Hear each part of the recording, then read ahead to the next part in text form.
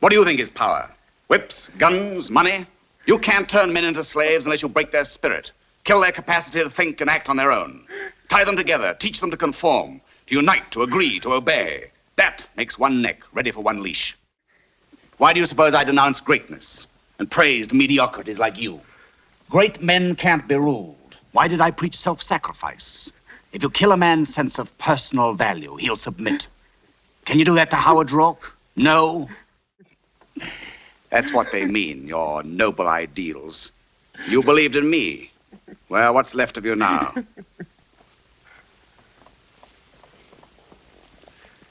You're a great success, Peter. You're my best achievement. The totally selfless man.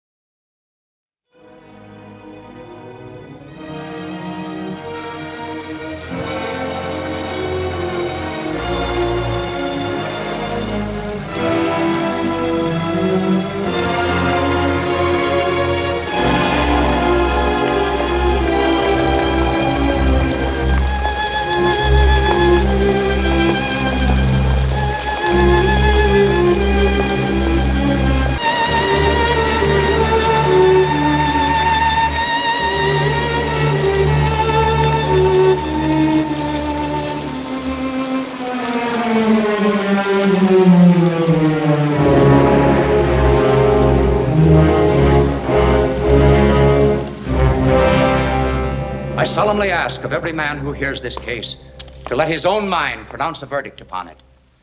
You have heard the testimony of the state's witnesses. The confession of Peter Keating has made clear that Howard Rourke is a ruthless egoist who has destroyed Cortlandt Homes for his own selfish motive. The issue which you are to decide is the crucial issue of our age. Has man any right to exist if he refuses to serve society? Let your verdict give us the answer. The state rests. The defense may proceed.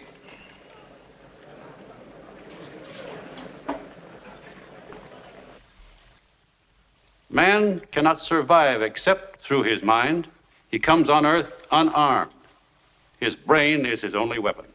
But the mind is an attribute of the individual. There is no such thing as a collective brain.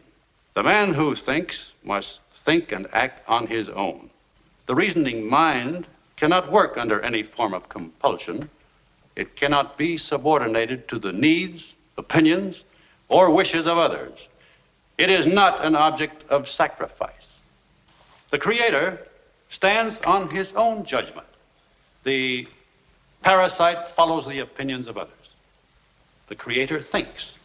The parasite copies. The Creator produces. The parasite loots. The Creator requires independence. He neither serves nor rules. He deals with men by free exchange and voluntary choice. The parasite seeks power. He wants to bind all men together in common action and common slavery. He claims that man is only a tool for the use of others, that he must think as they think, act as they act, and live in selfless, joyless servitude to any need but his own. Look at history. Everything we have, every great achievement has come from the independent work of some independent mind. Every horror and destruction came from attempts to force men into a herd of brainless, soulless robots without personal rights, without personal ambition, without will, hope, or dignity. It is an ancient conflict. It has another name: the individual against the collective. Our country the noblest country in the history of men, was based on the principle of individualism, the principle of man's inalienable rights. It was a country where a man was free to seek his own happiness, to gain and produce, not to give up and renounce, to prosper, not to starve, to achieve, not to plunder, to hold as his highest possession a sense of his personal value, and as his highest virtue, his self-respect. That is what the collectivists are now asking you to destroy, as much of the earth has been destroyed. I am an architect. I know what is to come by the principle on which it is built. We are approaching a world in which I cannot permit myself to live. My ideas are my property. They were taken from me by force, by breach of contract. No appeal was left to me. It was believed that my work belonged to others to do with as they pleased. They had a claim upon me without my consent, that it was my duty to serve them without choice or reward. Now you know why I dynamited Cortland. I designed Cortland. I made it possible. I destroyed it. I agreed to design it for the purpose of seeing it built as I wished. That was the price I set for my work. I was not paid. My building was disfigured at the whim of others who took all the benefits of my work and gave me nothing in return. I came here to say that I do not recognize anyone's right to 1 minute of my life, nor to any part of my energy, nor to any achievement of mine, no matter who makes the claim. It had to be said. The world is perishing from an orgy of self-sacrificing. I came here to be heard in the name of every man of independence still left in the world. I wanted to state my terms. I do not care to work or live on any others. My terms are a man's right to exist for his own sake.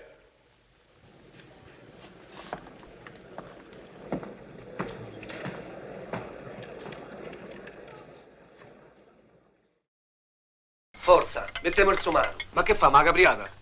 La capriata, sì. Ci ho troppo tempo per la capriata. Te devi accontentare del tetto piatto. Ma perché devo fare proprio una conigliera? Ma io te faccio anche in palazzo. Ma solo 6, te vuoi capacità? 2 ore bastano per fare la capriata. Ma vai a imparare, va, in 2 ore. Come ti dico io, in 1 ora gliela famo. Come dici te, nemmeno 3 ore bastano. E vabbè, mannaggia. Ma figurati il caldo st'estate, però. Figlio mio, adesso te devi accontentare. Poi magari col tempo ci rimettiamo le mani. Ma qui le 8 arrivano. Mannaggia. Il tetto piatto. E fermo sta conigliera. E va bene, fama la capriata. Però signora fama, la colpa è tua.